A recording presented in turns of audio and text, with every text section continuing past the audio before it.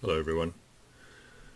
Last week I happened to be out and about in my car going across York, and so I took advantage of that and went in search of lentils because I've been wanting to make a nice sort of curry dal and couldn't get red lentils anywhere.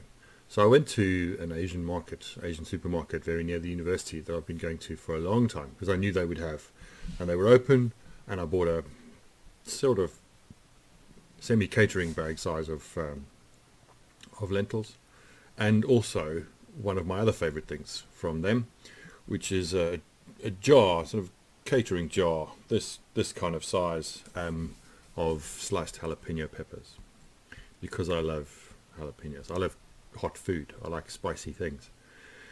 And then this morning I opened Google and discovered that the little clickable bar in the Google logo is celebrating Wilbur Scoville, who was an American scientist in the late 1800s and early 1900s, who developed the Scoville heat unit, which is the sort of empirical measure of the hotness of a chili. So everything from a green pepper, which has none, to ghost peppers and others, which have over 800,000 units. And I've eaten some pretty hot peppers, not nearly as hot as other people I know, but I quite like the tingle, I quite like the spice, and I quite like the bite. So why am I talking about chilies? Well, because I want to talk a bit about heat and because it's Monday, something to do maybe that is part of learning to manage whatever the heat is in our lives, whatever stress or pressure we feel we're under. These are odd times. I mean, for me as a minister, these are odd times because I'm not feeling the stress I normally feel in the directions I normally feel it, but I feel it in other directions. And so some of my coping mechanisms, some of my techniques, some of my habits that are a mixture of being at home in my study and then also going out and balancing the daily activity and the kind of weekly patterns of my life is all up in the air. And I've been struggling. I've been struggling to manage my monkey mind. I've been struggling to manage boredom. I've been struggling with, as I always have, struggling with just routine tasks, which are easier to do when you know that you can break that up more with a quite different activity or a quite different kind of engagement with another person or a group of people away from home. So there's a bit of ebb and flow and balance, and that's missing, and I'm feeling that myself.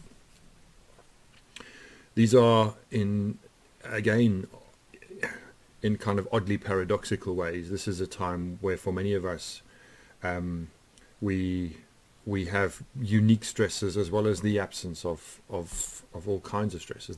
There's lots of time and space to maybe think about things that wasn't there before, but that brings its own sort of pressures in all manner of forms in my life. I don't know about yours.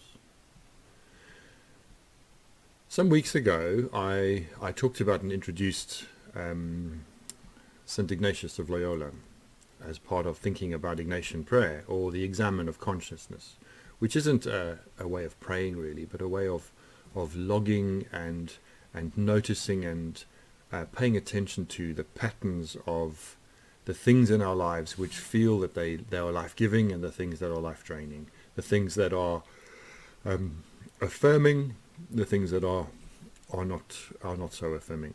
All kinds of ways of phrasing the question. And if you want to go back and have a look at that video, it's easy to find in the YouTube channel because it has the examen EXAMEN in the title.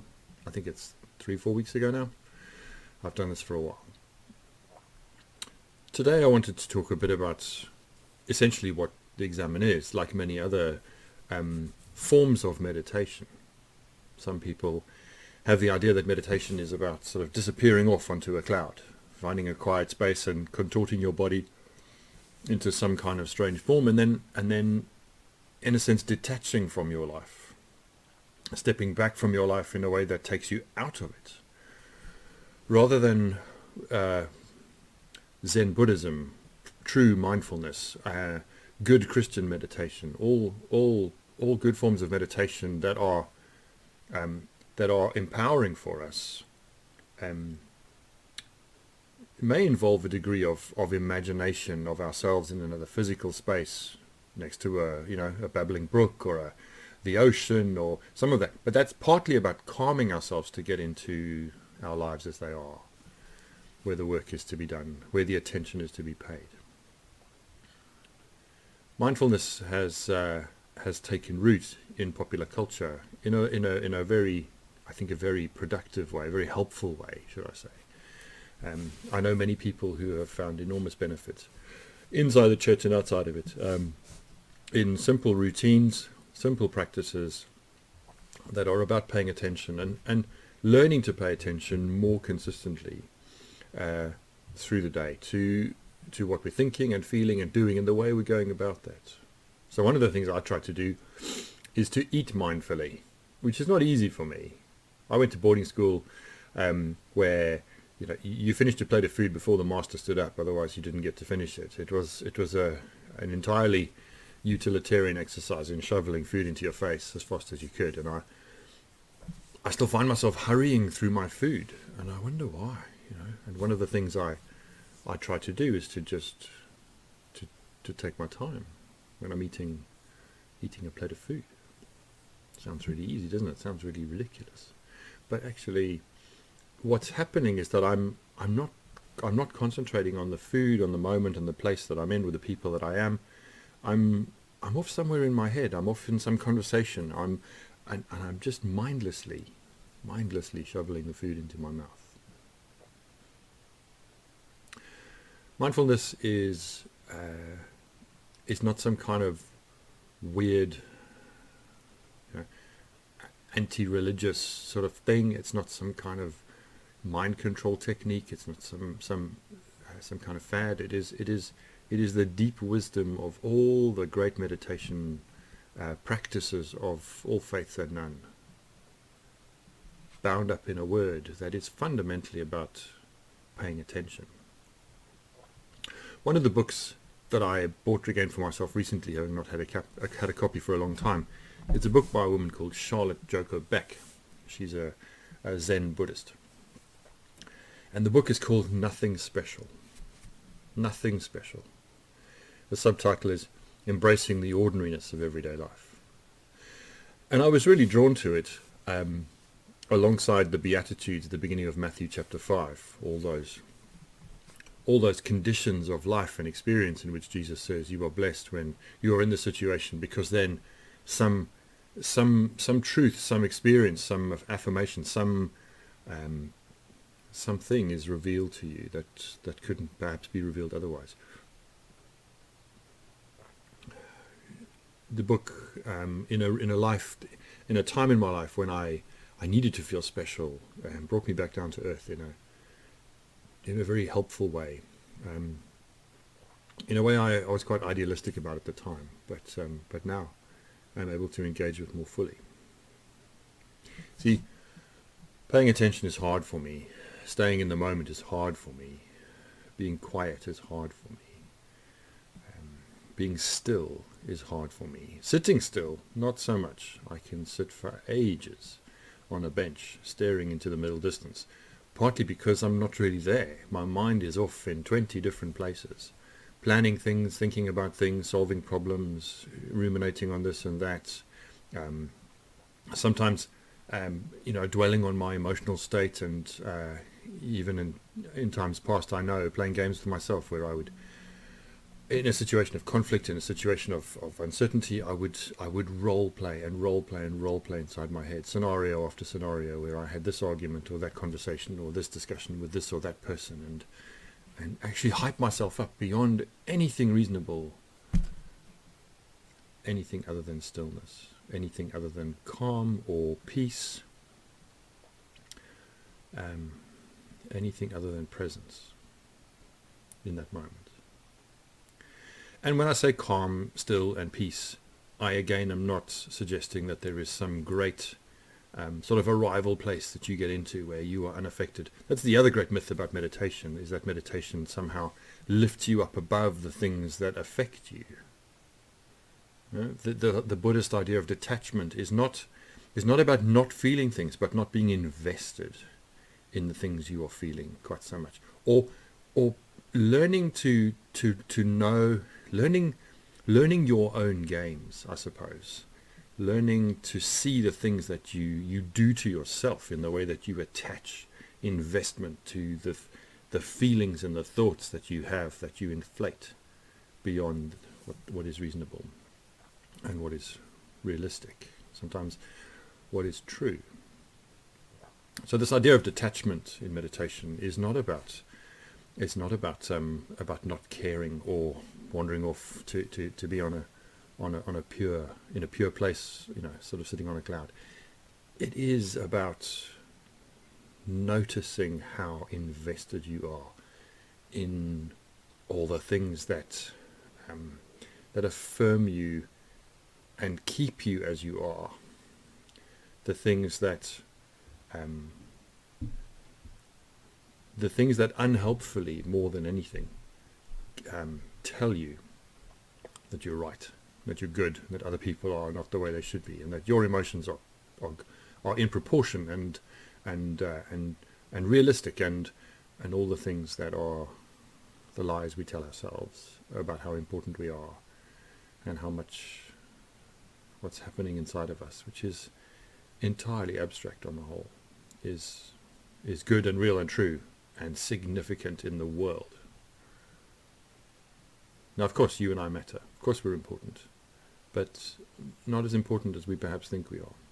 And good mindfulness, good meditation, good practice of noticing, noticing what's going on inside of us, and trying to even physically do things that help us to break out of those kind of cycles. So breathing, sitting, even walking, repetitive motion, all kinds of things can be helpful for us, and variety is important in that. So things to do, that's my Monday thing. So today, things to do. Well, I want to be quite practical and give you 3 places to go. And if you're looking at this on the YouTube channel and you're not doing it through a Facebook page, I'll put the links up at the end. And you may need to just pause the video and then cut and paste them or type them in to go elsewhere. But 3 places to go, 2 of which are Christian, 2 of which have their roots in the Christian faith. One of which is called Take Time, an initiative in Ignatian imaginative prayer that's part of a particular Methodist church's life. The second, from an organization that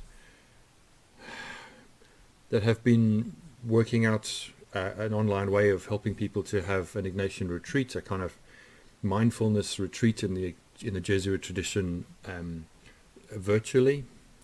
An app and a website called Pray As You Go, which at the moment has 2 weeks of guided short meditations on it called Pray As You Stay. They may seem a little out of date because they were written quite early on in lockdown, and so some of the things they say have become a little old hat for us, or things you may have already done or thought about, but still worth it, and they're both free. The third, and there are many places to go with this, but the third is a course called Be Mindful. Be Mindful. It's not religious. It's about mindfulness, about cognitive therapy, about essentially engaging your mind in paying attention to what's happening in your emotional and physical and circumstantial life. And that course runs for 4 weeks. I've looked at some of the material and it's good. I haven't done the whole course. I'm curious about whether I might think about doing that. It costs £30 to do, but I think it's a really good resource.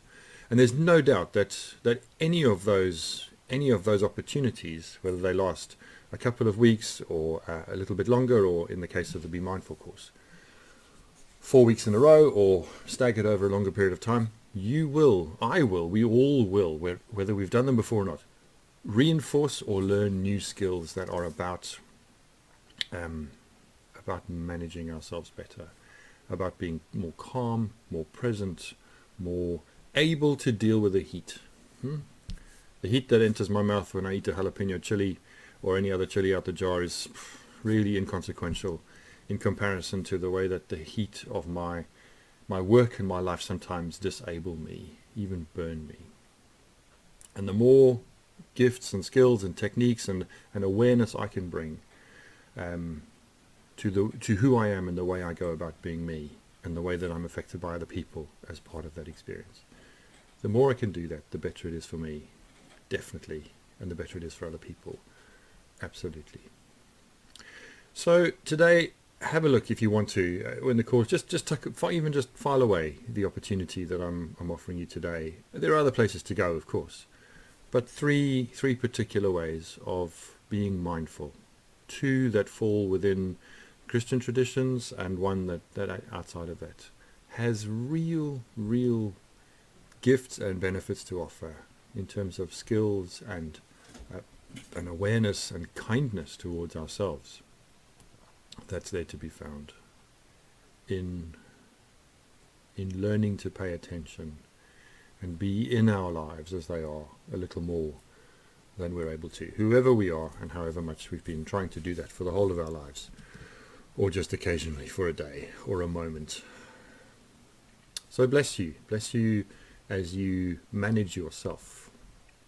I bless you as you learn about yourself through this time. Bless you as you think about how the heat in your life has changed and what it might mean to go back into some of the heat or more of the heat that you experienced previously, and how the gift of perhaps more time than you've had for a while as we continue in lockdown, how that might be best used to learn a little more about how to manage that in a way that's good for you and for the people who share your life. Take care, and I'll see you tomorrow.